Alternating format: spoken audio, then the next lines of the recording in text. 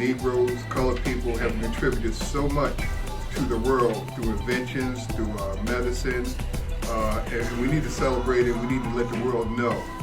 It's not so much sometimes about the color of your skin, it's about what you have in your head.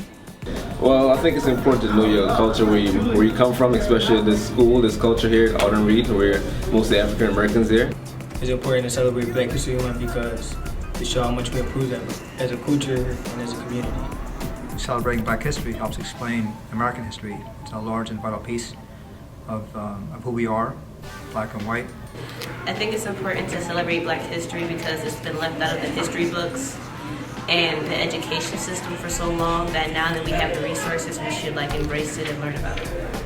Black history is every day, not just in February, but I think it's important for everyone to know their history, to know their roots, to know the path from which they've come, in order really to focus on where you want to go and to celebrate who you are. It's important to celebrate where you came from. I think it's important to know, as an African American, to know about your history and your culture as a whole, because knowing that it really opens your eyes on who you became and why are you where you are today. You really need to know who you are as an African American Black female, and even just being Black anyway. You should know where you come from and where you are. I mean, without him, where would we be? Probably still be in the back of the classrooms drinking out of dirty water fountains like we have now. It took a lot of time for Black people to get their rights and freedom, so it's just obvious that you should celebrate them for doing their job so we can have our freedom.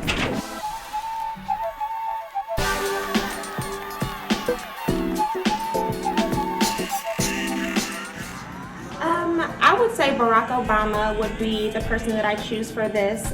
Being the first African American president really paved the way for future presidents of color. President Barack Obama, I do remember that very well. I never thought that I would see the day that we would have a Black president. I feel like Nikki Giovanni was an influence to me. I don't think she's a historical figure, but she's an amazing Black poet who I've always loved. Reverend Leon Sullivan, because I'm a business teacher here at Audenried, and as a business teacher, Reverend Sullivan, he opened up what we now call OIC, and OIC does the same thing we do here at Audenried with the CTE pathways. Maya Angelou would be the most influential.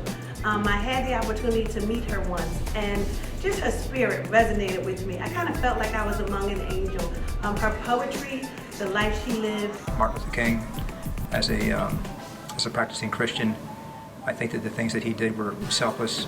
The idea of peaceful protesting. Dr. Martin Luther King was the most one that stood out to me because he fought for a lot. As far as civil rights and segregation, he helped us be able to vote and just have more freedom today. Martin Luther King and Malcolm X. I grew up during that time period. They showed you not to be afraid to stand up for what is right. Malcolm X because he's a great man who motivated the people and showed us right from wrong and showed us the true enemy lies in ourselves.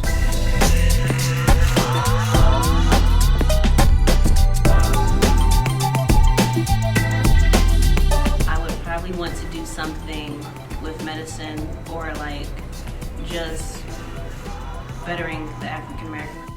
To be honest, I would be making paintings and murals and probably street art to show them, not just Black people, but as everyone as a whole, what goes on in just the African American community, what happens to females and what happens to pretty much everybody.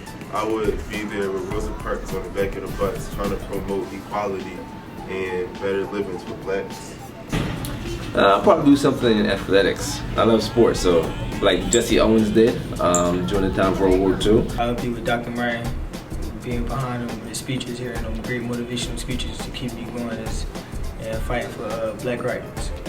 I would be on a bus right next to Rosa Parks because I seem to be the type of person that like to have answers. I suppose if I could do it all over again, I may have been part of the protest marches on Washington. An Egyptian king. I would be Tutankhamun. I would have lived my life to the fullest, enjoy it. If I had to die king, then that would be it. I would probably be a champion in bringing jobs to the city of Philadelphia for our youth, for our ex-offenders and adults. I am a part part of Black history. Black history is going on now because this is history that they do at Audenried Art School.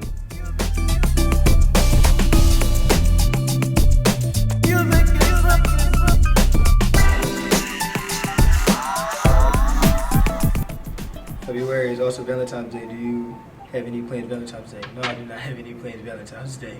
I plan on staying home and relaxing. No. Been married 38 years, them days are long gone. I get to send to my wife that I love her and my daughter Katie that I love them, and I'll see them later when I get home. Happy Valentine's Day with love to the entire Universal family. Happy Valentine's Day to all the female teachers at Audenried. The Valentine's Day message to my mom. I love you, and I hope you have fun on Valentine's Day. I would like to send my girlfriend Talonda a happy Valentine's Day message.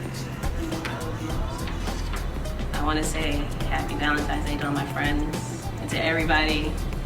Just have a good Valentine's Day, I guess. I would like to send a Valentine's wish to my husband, who I love very much, to my children, whom I love as well, and just to everyone. Love is important, and everybody should feel like they're important and that there's someone out here praying for you and looking out for you. Well, my birthday is actually the day after Valentine's Day on the 15th, so I will be going home back to Texas this weekend where I plan to celebrate with friends and family. Happy Valentine's Day and happy Black History Month.